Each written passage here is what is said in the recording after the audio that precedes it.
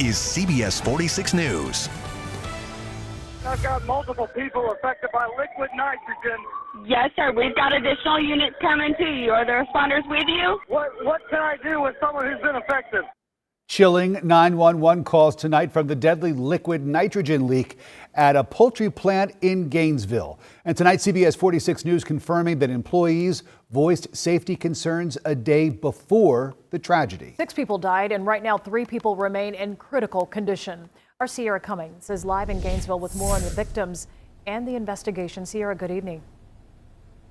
Good evening. Just a little bit ago, they wrapped up a Holy Healing Hour service here at St. Michael Catholic Church, a service to honor the victims. And noon at night, investigators tell me they will not be commenting on whether anyone knew about the allegations of employees reporting a leak just one day before this deadly one.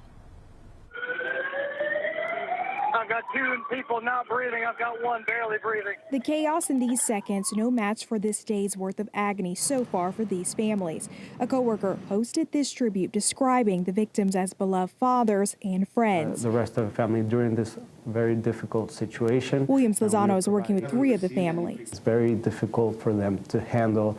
Many times families are separated. Some of them are in Mexico, parents are in Mexico, and they haven't seen their daughter or their son for years, and now this happened. The Mexican Consulate is acting as a liaison right now, connecting Foundation Food Group employees to investigators, connecting law firms to victims' families. Many of these workers are undocumented, so there's also a fear of retaliation in terms of them being referred to immigration. That's why there's an entire coalition of advocacy groups partnering on this case. Paul Glaze says, we can't have North Georgia without the Hall County Latino community. This is something that never should have happened. We know that accidents do happen, but there's a difference between I guess, a leak and someone falling. The Hall County Catholic community paid their respects, somberly walking into St. Michael for prayer.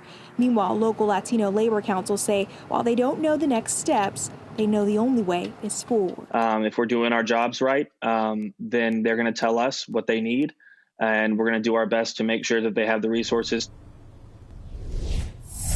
And as we mentioned, advocacy groups working with these families say employees did report a leak. So we reached out to several agencies. OSHA says they were not notified. The sheriff's office says they're only working on death investigations, so they cannot speak to that allegation. And fire officials tell us they will not be commenting on an ongoing investigation. Live in Gainesville, I'm Sierra Cummings, CBS 46 News.